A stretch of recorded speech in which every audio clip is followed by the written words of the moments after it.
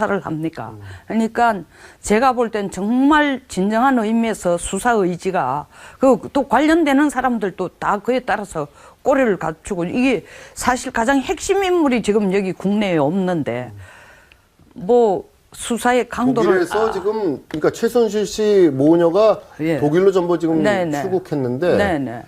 그 정작에 출국 금지를 내리든지 어떻게 하는 게 소환하기가 쉽지는 않아요. 지금. 안 되죠. 또 거의 안 되는 거죠. 소환에 불응하면 뭐 또 재판으로 갈 수도 있는 거고. 재판을 갈 수 있을 뿐만 아니라 사무실 정리 다 했지. 이 근거 그다음에 우리 K스포츠 미르에 대해 뭐 합치고 그다음에 비택도 지금 증거도 거의 안 남아 있는 상황에서 유일하게 추적한다면 뭐 금융 계좌나 추적할 수 있지만 시간을 얼마든지 뭐 연장할 수도 있는 거니까 강도를 가지고 얘기를 하심에도 불구하고 말씀하심에도 불구하고 국민이 볼 때는 이게 뭐 때리는 시어머니보다도 사실은 말리는 시누이 같은 느낌이 더 든다라고 이런 생각, 그런 느낌을 받을 수밖에 없어요. 이 핵심 피의자 이 두 번째 이 어려움, 핵심 피의자 소환 및 증거 확보 어려움과 관련해서는 핵심 피의자가 여기서 이제 최순실 씨 모녀입니다. 지금 독일로 출국했는데 이 최순실 씨 모녀가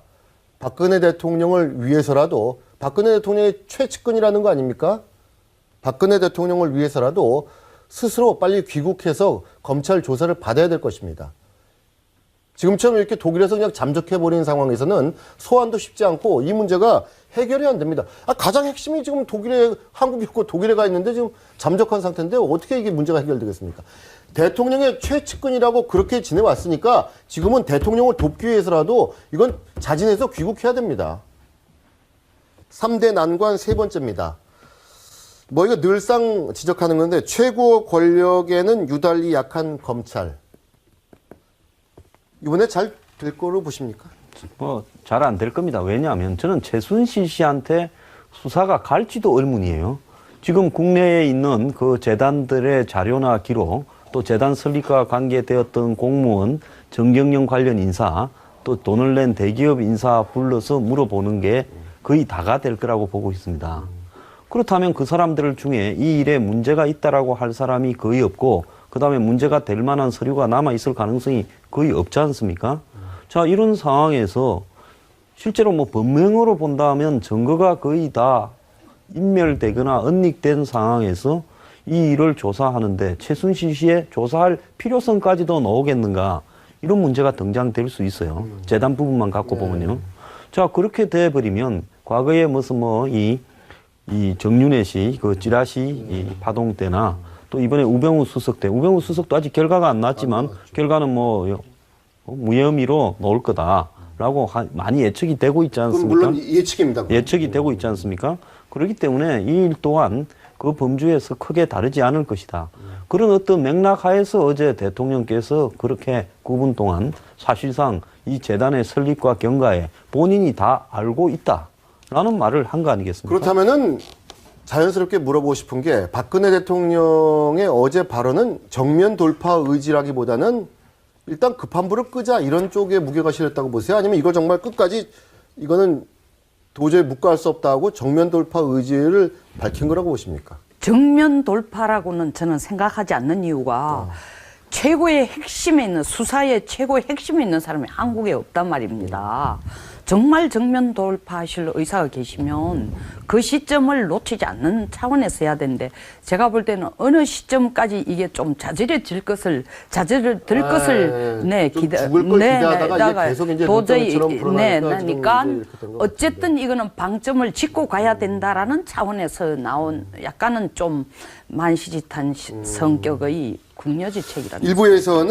일부에서는 이 최순실 씨 이 문제가 여러 의혹들이 우리 국민들이 싫어하는 모든 요인들이 종합해서 종합 세트로 있는 정말 악재 중에, 최근에 우리 정치권의 악재 중에서 물론 뭐 옛날에 올로비 사건이라는 것도 있었고 뭐 대통령 아들들 얽힌 문제도 있었고 다 구속되고 뭐 이런 일도 많았습니다만은 그거보다 더 했으면 더 했지 덜하지 않은 악재다 이런 얘기까지 하는데 대통령한테 주는 타격은 어느 정도로 보십니까? 지금 뭐 지지율은 지금 이제 최하로 떨어졌어요. 저는 어제 대통령이 말씀하는 걸로 봤어요. 대통령에게 이런 글을 갖다가 써주고 또 이 일의 수습에 청와대에서 관여한 분들의 생각은 재단과 관련해서 문제만 없으면 이 일은 조금만 더 밀고 가면 끝난다 이런 생각을 하는 것 같아요. 근데 이 문제가요, 우리 사회 국민들의 가장 큰 어떤 이 감성을 건드렸다. 이 문제가 법적으로 덮는 문제는 제가 볼 때 어렵지 않을 거라고 봅니다. 그런데 법적으로 덮는다고 해서 이 문제를 바라보는 민심을 덮을 수 있겠는가? 법적으로야 한두 달 지나면 꺼지겠죠.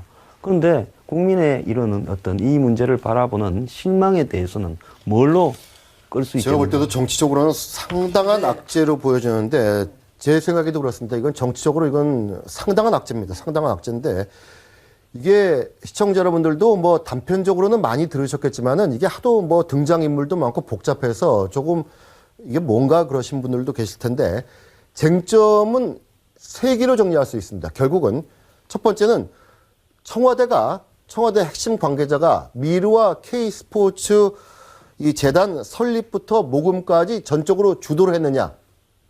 이게 쟁점 첫 번째고 두 번째는 최순실 씨라는 대통령의 최측근이라고 우리가 저는 도대체 왜 최측근인지 모르겠는데 최측근이라고 하는 이 최순실이라는 사람이 재단의 자금을 유용하고 사유화했느냐 이게 두 번째 쟁점이고 세 번째는 이제 거기서 이제 어떻게 보면 파생돼서 나온 것인데 최순실 씨 딸의 부정 입학과 그 관련된 얘기들입니다.